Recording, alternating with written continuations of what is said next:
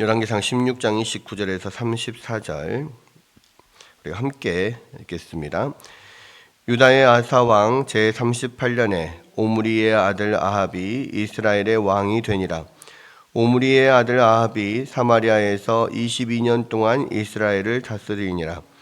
오므리의 아들 아합이 그의 이전의 모든 사람보다 여호와 보시기에 악을 더욱 행하여 느밧의 아들 여로보암의 죄를 따라 행하는 것을 오히려 가볍게 여기며 시돈 사람의 왕 엣바알의 딸 이세벨을 아내로 삼고 가서 바알을 섬겨 예배하고 사마리아에 건축한 바울의 신전 안에 바울을 위하여 제단을 쌓으며 또 아세라상을 만들었으니 그는 그 이전에 이스라엘의 모든 왕보다 심히 이스라엘 하나님 여호와를 노하시게 하였더라. 그 시대에 베델 사람 히엘이 여리고를 건축하였는데 그가 그 터를 쌓을 때에 맏아들 아비람을 잃었고 그 성문을 세울 때에 막내 아들 수굽을 잃었으니 여호와께서 눈의 아들 여호수아를 통하여 하신 말씀과 같이 되었더라. 아멘. 예. 계속해서 우리 열왕기상 16장 29절부터 34절 말씀을 오늘 보는데요. 이 생명의 삶 큐티 본문을 따라서 계속 이제 우리가 살펴보고 있습니다. 자, 오늘은 이스라엘의 그 왕, 북이스라엘의 가장 악한 왕으로부터 유명한 이 아합 왕의 이야기를 이제 오늘부터 시작을 하게 됩니다. 사실은 이제 북이스라엘과 남유다가 이렇게 나눠지면서, 그러니까 여로보암부터 이제 시작된 북이스라엘 왕들은 사실 다 이렇게 그렇게 오랫동안 통치를 하지 못하고 또 그 왕조가 보통 2대 정도 가다가 바뀌고 뭐 그런 상황 가운데 지금 계속 와 있습니다. 그러다가 이제 오므리 왕조부터는 조금 더 오랫동안 그 왕조가 지금 뭐 계속 유지가 되는 거죠.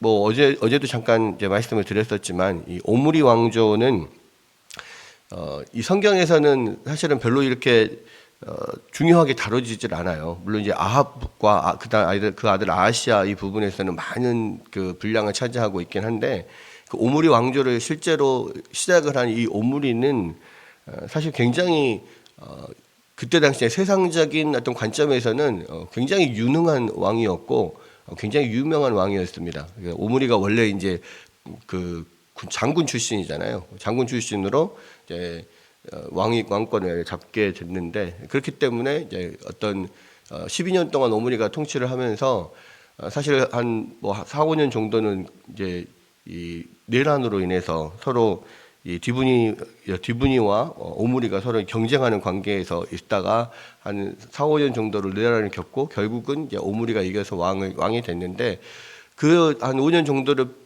빼면 한 7년 정도밖에 남지 않아요.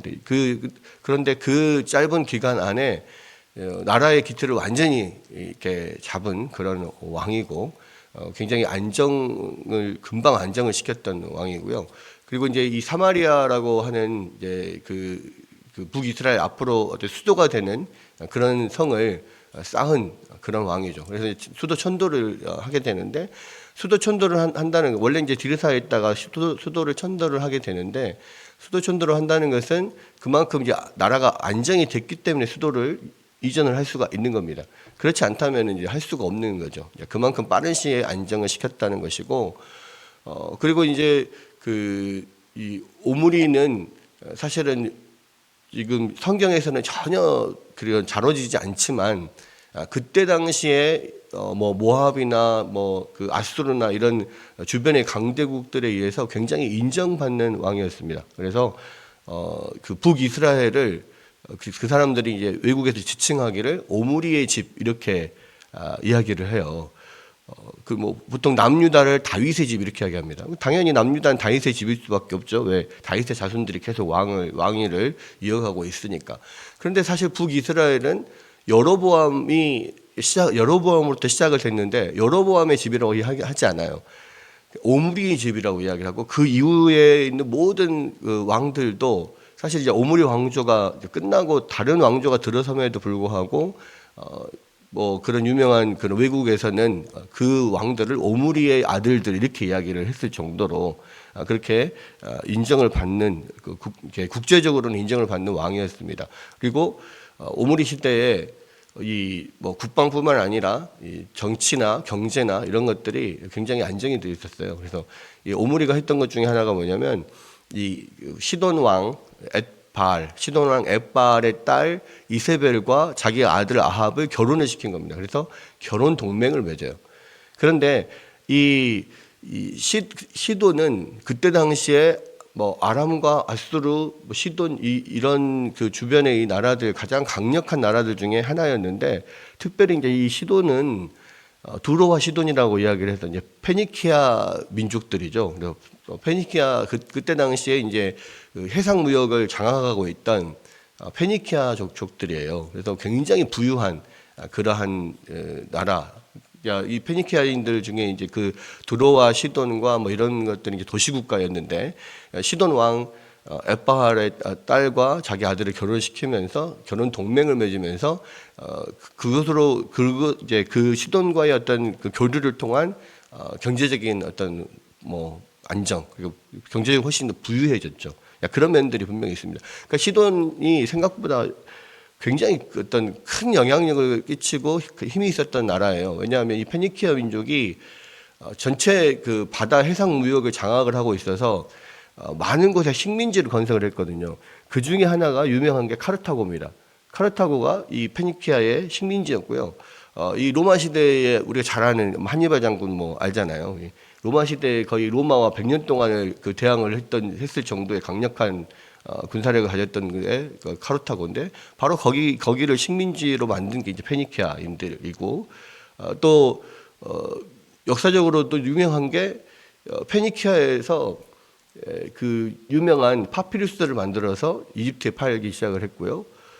또 알파벳 모든 그 이제 유럽이나 아랍 쪽의 그 문자의 그 기원이 되는 알파벳을 페니키아에서 만들었어요. 그러니까 굉장히 이 페니키아 지역은 그 강성한 그런 나라였거든요. 근데 그 나라의 가장 핵심인 시돈 왕과 정략 결혼을 맺은 겁니다. 그렇기 때문에 오므리 시대에 정치, 경제, 군사적으로 굉장히 강성한 그런 나라로 이제 올라가게 되는데 이 오므리의 아들 이제 아합 때는 사실은 이제 그 약간 느낌이 어떤 것 같냐면 다윗과 솔로몬과 비스무리해요. 그래서 다윗 시대에 기반을 잡았잖아요. 그리고 솔로몬 시대에 아주 전성기를 누렸듯이 오므리가 기반을 잡고 아합 왕 때 굉장히 전성기를 누립니다. 그래서 아합 왕의 통치 기간이 여기 보니까 22년이라 그랬잖아요. 그러니까 왕이 오랫동안 나라를 다스릴 수 있다는 것은 그만큼 그 나라가 안정됐다는 이야기거든요. 근데 그 아합이 사마리아에서 22년을 다스렸고 또 그런데 이제 뭐 이 아합 시대 때도 사실은 굉장히 강성했습니다. 그러니까 세상적으로 봤을 때는 정치나 군사나 경제나 그런 부분이 오므리에 의해서 정말 전성기를 이뤘던 그런 때거든요. 그런데 성경은 아합의 그런 어떤 세상적인 업적, 치적에 대해서는 단 한마디도 나오지 않습니다. 그냥 아합이 왕이 돼서 22년을 다스렸더라 하면서 이제 그다음부터 나온 이야기는 아함이 하나님 보시기 가장 악했다 이제 이렇게 나오는 거죠. 그래서 이 30절에 보면 오므리의 아들 아합이 그 이전의 모든 사람보다 여호와 보시기에 악을 더욱 행하여. 재밌는 것은요, 오므리를 이야기를 할 때도 오므리가 그 전에 모든 왕들보다 훨씬 더 악했다. 여호와 보시기에 더욱 악을 행했다. 이렇게 이야기를 하거든요. 근데 보십시오. 바로 위에 26절에 보면 오므리가 여호와 보시기에 악을 행하되 그 이전에 모든 사람보다 더욱 악하게 행하여 그렇게 이야기를 했단 말이에요. 그런데 그 아들은 더 악하게 행했다는 겁니다. 그러니까 오므리와 아합의 시대에 사실 세상적으로는 정말 튼튼하게 어떤 그 나라를 세상적인 시각에서 봤을 때는 그렇게 나라를 다스렸던 왕들인데 하나님의 시각에서는 그런 걸 하나도 이야기하지 않아요. 그냥 그 이전보다 더 큰 악을 행했다라고 이야기를 하면서 31절에 뭐라고 되어 있습니까? 느밧의 아들 여로보암의 죄를 따라서 행하는 것을 오히려 가볍게 여기며 시돈 사람의 왕 엣바알의 딸 이세벨을 아내로 삼고 가서 바알을 섬겨서 예배했다. 그러니까 이제 차원이 다른 거예요. 그러니까 여로보암의 죄는 뭐냐면 이 이스라엘 북이스라엘 사람들이 여호와를 섬기면서 매번 그 유대 3대 명절에 항상 예루살렘을 가서 제사를 지내야 되는 율법이 있잖아요. 그러니까 사람들이 거기에 계속 가다 보면은 자기로부터 마음이 떠나서 자기를 왕에서 쫓아낼까봐 어떤 자신의 권력을 유지하기 위해서 사람들을 못 내려가게 하기 위해서 여호와를 섬기는 종교를 자기식으로 바꿔버립니다. 그래서 예루살렘으로 내려가지 않아도 된다. 단과 베델에다가 단을 이렇게 만들어 놓고 거기서 제사를 지내면 된다. 뭐 이렇게 이야기를 했고, 또 거기다가 금송아지 상을 만들어 놓고 이 금송아지가 바로 너희를 애굽에서 이끌어낸 바로 그 여호와 하나님이다. 이렇게 이야기를 하면서 하나님을 섬기는 방식을 자기 마음대로 다 바꿔버립니다. 그리고 절기도 겹치지 않게, 절기도 또 날짜를 바꿔버려요. 결국 여로보암의 죄는 뭐냐면 하나님을 섬기는데 자기들 방식으로, 자기들에게 유리한 방식으로 바꿔버리는 거예요. 그래도 금송아지 상을 만들어 놨지만 금송아지를 하나의 다른 신으로 여기는 게 아니라 여호와 하나님이다라고 하면서 섬기는 거예요. 그러니까 그냥 예배의 방법을 바꾸는 거죠. 그런 죄를 범했는데 그것조차도 하나님께서 그 모든 왕들이 여로보암의 뒤를 따라서 계속 하나님 앞에 악을 행했다라고 계속 말하고 있는데 이제는 그것은 아주 가벼워요. 그 정도가 아니라 아예 섬기는 신을 바꿔버리는 거예요. 여호와 하나님을 섬기는 사람들은 사실은 이제 이세벨이 왕후가 되면서 왕비가 되면서 모든 하나님의 선지자들, 여호와의 선지자들 다 죽여버리잖아요. 그리고 자기가 가지고 온 이 바알 종교를 온 이스라엘에 퍼뜨리고 그것을 믿게 하고 그렇게 했습니다. 그러니까 완전히 이제 그냥 다른 신을 섬기는 다 그런 나라로 지금 바꿔버린 건데, 제가 왜 이런 일들이 일어나냐면 시돈 사람의 왕 엣바알의 딸이라고 했잖아요. 근데 이 엣바알이 바알과 함께하는 사람이라는 뜻이에요. 그래서 이 제사장입니다. 바알 신의 제사장인데 시돈의 왕이 됐어요. 요세푸스의 그 역사에 따르면 원래는 엣바알이 바알 신의 그냥 제사장이었는데 바알 신 신전에 제사를 지내러 왔던 왕을 죽이면서 자기가 왕이 됐다고 합니다. 그러니까 결국 재정일치의 국가가 된 거죠. 그리고 그 딸 이세벨도 이세벨 이름 안에 바알의 이름이 들어있어. 이세벨이잖아요. 바알인데 이 말은 그러니까 바알 신이 어디 계십니까? 뭐 이런 뜻이라고 합니다. 그러니까 이세벨의 이름을 봐도 사실은 굉장히 그 종교적인 이름이에요. 그러니까 바알 제사장의 딸로서 특별한 어떤 종교적인 어떤 위치를 가지고 있던 그런 딸이었는데 이 북이스라엘로 아합 왕에게 시집을 보내면서 사실은 바알 신의 선교사로 보내는 거예요. 결국 그래서 이세벨이 와가지고 한 일이 바알 신의 그 신전을 건축합니다. 그러니까 밑에 보면 32절에 사마리아에 건축한 바알의 신전 안에 바알을 위해서 제단을 쌓았다. 그리고 아세라상을 만들었다. 그러니까 이 바알 종교는 주신이 바알이고 그 안에 아세라 신을 함께 섬깁니다. 왜냐하면 이 바알과 아세라가 풍요의 신이잖아요. 비의 신이고 바알이 비의 신이고 풍요의 신입니다. 근데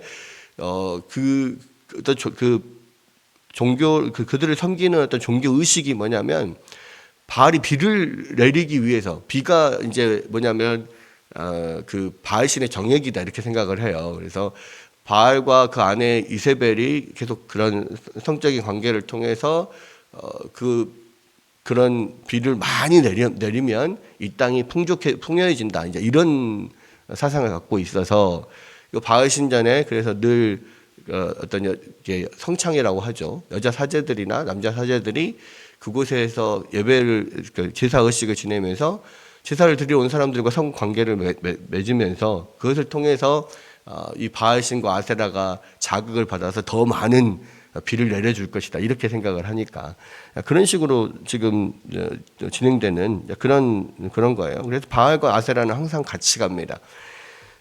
그런 식으로 이제 수도 안에 수도 사마리아 안에 바알 신전을 세우고 바알 제단을 만들고 아세라상을 만들고 그러면서 모든 이스라엘의 그 바알 종교를 퍼뜨리는 거죠. 그리고 여호와를 섬기는 제사장들은 다 잡아 죽이고. 그러니까 완전히 이제는 이스라엘을 하나님 때문에 사실 만들어진 나라잖아요. 하나님을 섬기기 위해서 하나님께서 거룩한 백성들로 삼아서 여호와를 섬기도록 그렇게 만든 나라인데 이제는 그 나라에 아예 하나님이 없어져 버리는 거예요. 여호와 하나님을 다 없애버리는 그런 상황입니다.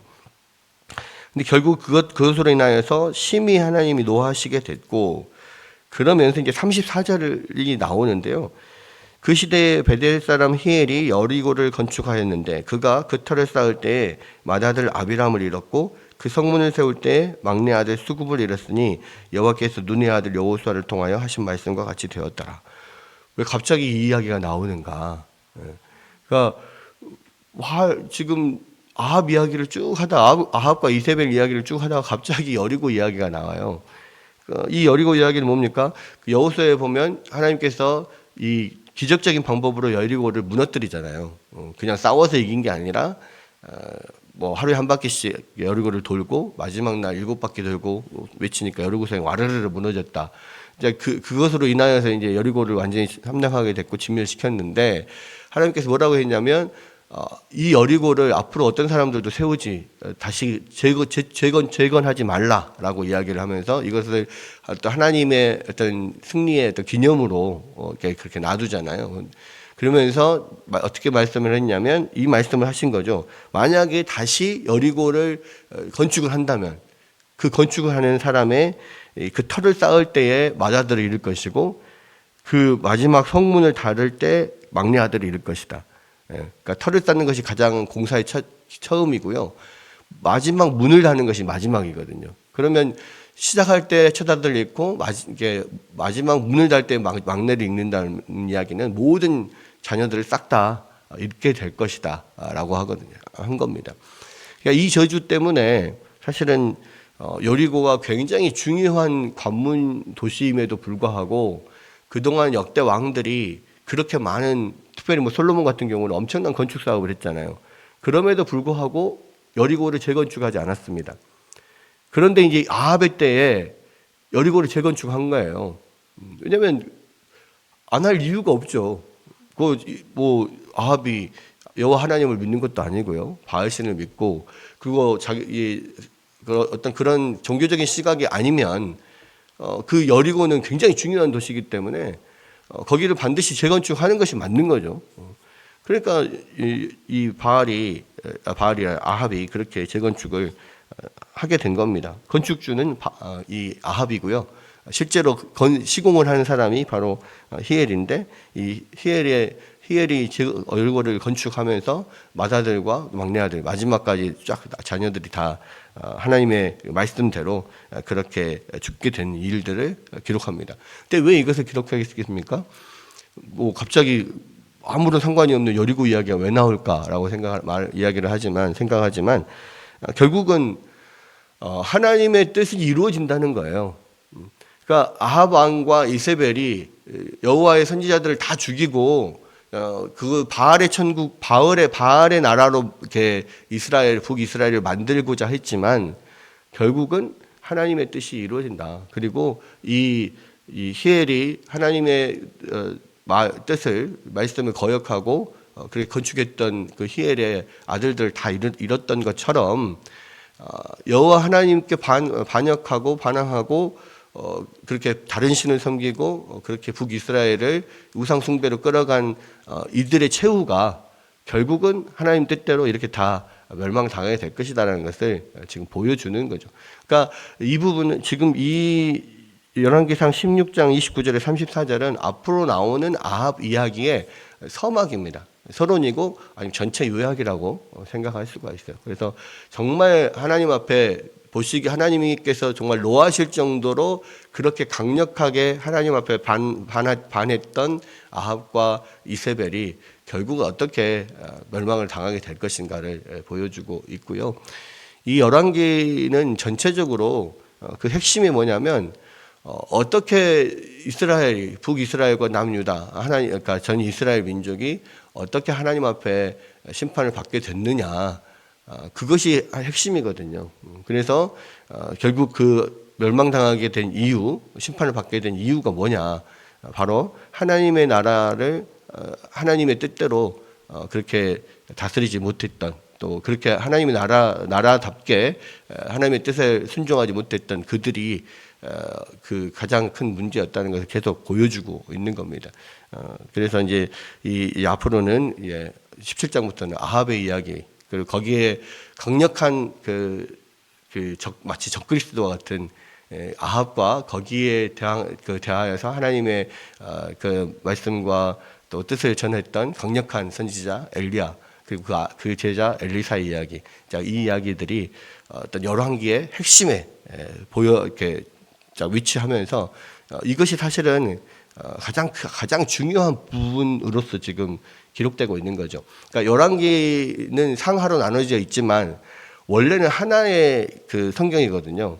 모든 성경이 마찬가지입니다. 상하로 되어 있는 것은 원래는 하나인데 이 양이 많다 보니까 한 두루마리에 다 쓸 수가 없어요. 그래서 두 개의 두루마리로 나눠서 쓴 게 상하가 된 겁니다.